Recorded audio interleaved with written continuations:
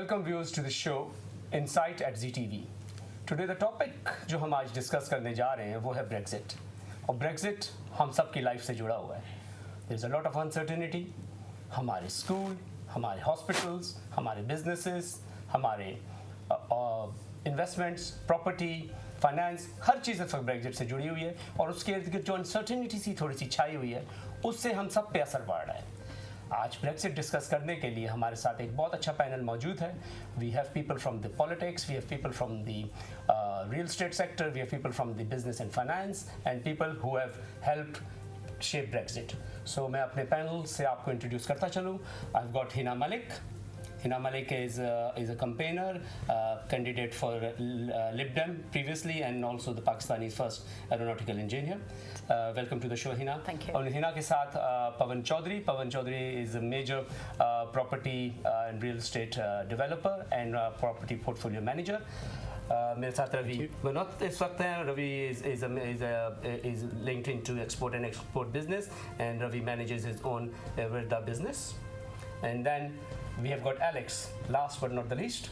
Alex is a major campaigner on social media. He has been the UKIP candidate for councillorship and has supported London Brexit. Assembly, Yeah, London and also London Assembly, and has supported Brexit. So viewers, we'll start the show. मेरा पहला question Hina आपसे कि आप समझती हैं कि इस वक्त थेरेसा मे के पास एक मैंडेट है जिसको कि rest of the 27 European nations जो हैं उसको ऑनर करेंगे and she will be able to get a better deal for Britain. After thank you very much for bringing this topic up. I think ये awareness, more like awareness topic है जो हमारे लोगों में नहीं है Brexit के ऊपर. अभी भी lots of uncertainties are there. मुझे लगता है कि Theresa May has to be a bit more open. And she needs whatever mandate she's taking in whatever negotiation she wants to take. Obviously, we've accepted is Brexit, but me being pro-European and being liberal, I am against the hard Brexit. जा नहीं रहा. देखिए, Brexit और Europe साथ-साथ रहेगा. हम union का हिस्सा नहीं, but you know we can't go to New Zealand. नहीं, मेरी बात सुनिए. हमने इतने साल आफ्ताब साहब, हमने इतने साल लगाए negotiation करके हम एक उस जगह पे पहुंचे जहाँ हमने एक shape दिया. For me, it's like a family. आपके पास एक family, आपके goals एक हैं, आपके लॉज है कि आप एक साथ चल रहे हैं, आपने डील्स की हुई हैं, घर के अंदर हैं, आप हर एक का मफाद है उसमें. फिर आप सडनली डिसाइड करते हैं we should throw away all those 40 years work, we should just come out of it completely. Completely, it's not a benefit for the British people. हमें पूरे ties नहीं तोड़ने चाहिए, हमें उनके साथ ties रखने हैं. लेकिन जो deals हैं, हमने effects देख लिए हैं जब से अभी तो negotiation start हुई हैं और हमने वो effects देख लिए हैं कि prices have gone up, education sector पे पड़ रहा है, हमारे national health पे जो हमारा movement थी जहाँ से हमारे पास जो different sectors से लोग आ रहे थे from across Europe, अब हमारे पास shortages हैं, nurses की हैं, हमारे पास teachers की हैं. इस मामले को लेके चलते हैं. So this is where Alex, I'll ask you a question. We had a very star-studded Brexit Leave campaign. Boris Johnson, Davis, Dr. Liam Fox, and many others. But somehow or the other, do you think they have got the intellectual capability now, or capacity, in fact, I will put it, to get a better deal from Europe? Does the team has the capacity to get a better deal from the rest of the 27? Well, first of all, I mean, I'm not sure necessarily. I agree it's a star-studded, and in fact, if you look at the referendum, there was a lot of media bias in favour of Remain. But that's happened. You know, I don't want to sort of, sure. I think we need to move on. And my question relates to: do you think that the team has got the intellectual capacity to get a better deal from this? I think one of the problems from the 27. Yeah. I think one of the problems is that the cabinet and government is divided, and actually that is what's causing a bit of uncertainty, and that obviously isn't good for business. It would be a lot better if government was all on the same page and accepted. We voted Leave. We want to move forward with this. We want to get the best deal for Britain, but we also want to make sure that the voters respected that a Brexit means a clean Brexit, and that you mean the hard Brexit? I mean a clean Brexit. By which I mean that people voted to regain control over their lawmaking process, to stop the European Court of Justice us having power, overriding our legal system. They voted, for example, someone's now started a petition just the other day against ceding control over our armed forces to the EU. And this was something that Nick Clegg said last year. This would never happen, this will never happen. And now we're seeing that, well, people don't want this. People also obviously want. No, I understand, Alex. What control? No, I think that. And I think going back to your question, I think yes. Do they have the capacity or not? A simple answer I'm looking for. I have some confidence in some of the government politicians, and I think that they need to be stronger in their arguments. Pawan, in terms of, I think many of our viewers are quite sort of focused on the real estate part of our economy. It's a significant part of the economy where we are able to sort of invest in real estate, own the real estate, and also that business sort of generates a lot of what you call gross domestic product for UK. So what do you think how we are moving in terms of pro-Brexit situation? Well, first of all, thank you for having me. Property occupies almost all of our time, whether it be home talk, work talk. It's what we want to know. What's on the market? What's your house value? Since Brexit, we have been obsessed with the effect of Brexit on our houses that we either own or that we own to rent out or that we rent. What we were paying now is less by comparison. The day that the vote happened, that very same day there was a rush of people trying to put deals through. Yeah. Fast forward that, say 3 months, 6 months, 1 year, people definitely feel that there is less confidence in the market. That's driven to quite a few factors, be it May's cabinet, be it the reasons why we're leaving, how we're leaving. There are companies saying, well, I have one foot in the UK, but I'm going to keep another foot in, let's say, Paris or Germany or Frankfurt or Spain, maybe not now, but there are companies that are thinking, let's now look elsewhere. Some companies are saying we will keep jobs here, but others are saying, currently we are not sure. So when I look at, as a developer, and I want to develop a building, what I thought I could cost and make as a return a year back when I phoned the bank saying, right, I have something, can I get funding? We're now thinking, well, we can't get the same amount. There is a squeeze on costs. So it's at the moment, right now, we don't know where we are. So, viewers, what the situation I think we have around the table now is in terms of the Brexit. What Pawan is saying is that there is a bit of a squeeze on the values, but that isn't. I've got Ravi here, and Ravi is someone who is really in the thick of it in terms of he's an entrepreneur. He runs his own business. They import, they export, and how the Brexit is shaping the business, Ravi. What do you think? Well, obviously things are up in the air at the moment, but right now the exports are pretty good because the pound's value has gone down. We're finding a lot more people are coming from Europe into London. A lot of therapists, very keen because they've got a stronger euro.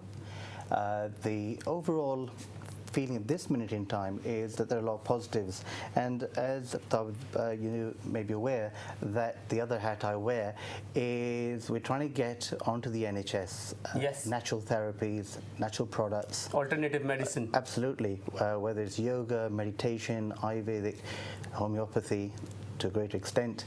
So if you look at it from that point of view, it's a lot easier for us to be able to convince our local MPs rather than trying to convince European MPs that is a way forward. And if you think of where the NHS is going, it just has not got enough money to go on the way it is. So in many senses, we think it's a blessing in disguise. I think Pawan, I'll just sum up. I think the situation is that we do understand that Brexit के बाद थोड़ा सा red tapism कम होगा, European union का influence हमारे local loss पे कम होगा, लेकिन व्यूअर्स ये भी ना भूलें कि हम अपनी सॉवरेनिटी तो लेने जा रहे हैं to the elected leaders, but हमारे यहाँ पे एक 800 प्लस हाउस है, House of Lords, which is not elected.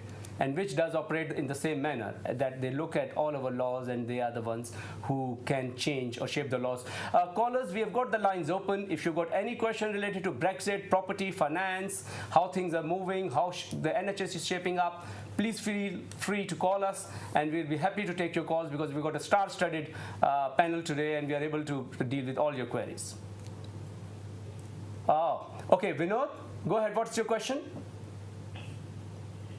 Yeah, I just wanted to say myself first that I do prefer the Brexit. I mean, I have voted as for out. But the reason, my reason is that, in property prices, the services in the country, we were not prepared for the influx in May. Had it been more old way of bringing the people into the country, it would have been much, much better. I'm not against the young people in the country to work, as you know, the people in England, they are age-based. At the same time, could we not negotiate in a different way to bring the people in a more controlled way? I think, thank you, Vinod. So your question basically is that you are for Brexit, but you still think that there's an issue in terms of how people will be coming into the country. So I think I'll put that question to Ravi Bhai. And Ravi, please, what do you think that influx would happen? And also, I think we should not forget that Brexit was a very, in fact, it's a vote on immigration than anything else. But probably a little bit of issue was there, and there were two sides to a story. So probably, being a presenter, I would keep to that there are two sides to that story. But I asked Ravi to elaborate and respond to what Vinod was saying. I think, of course, immigration was a big thing. Obviously, the constitution and the rule was the other. In terms of immigration, we obviously need people coming to Britain. Of course, it's a question now of which ones. And I think the great thing with Brexit is that Britain can now decide who they want, from where, for how long, so there'll be a lot more power to decide who is coming. So I think it's a good thing. Just a minute, Hina, I'll bring it back to you. In terms of, do you think that now, with having control of our borders, we are better shaped like Australia to sort of, have a better input of the skill set we need, rather than a bit of immigration by bus, which is the situation. So what do you think? And we'll stick to Brexit has happened. So you're saying Brexit has happened, that means like we have already done we the deal? We have voted for it. Janta ne I know, but there's a form of Brexit now. There's a soft Brexit and there's a hard Brexit. No, my question would be, do you think we have got more control of our borders now? You can control your borders. Yes. I must say, you will have a control on your borders. But I'm saying those people, if they were coming in, there were lots of British people who were going out, who were settling in the European countries. So there was already a movement. So what's coming in, they were going out as well. So when we started, the net migration was low. That's what you're referring to. Yes. There wasn't an effect on it like we blame immigration on everything. So first of all, we have to take that out of the Brexit context. But you're saying that we can control the skilled workers if we need, we can have them. But just tell me, those people who are already in here, how are we going to protect them if we just come out of it and we say we don't want to deal with Europe? That's a very important question. How are we going to protect those poor people who have taken Britain as their home, and our own British people who have settled in other European countries and they've taken their home? How do we protect the rights of those and the jobs for those ones? I think there is an issue. I think what is happening at the moment is that the rights for the European settled in Britain is a major consideration for these 27 European Union nations.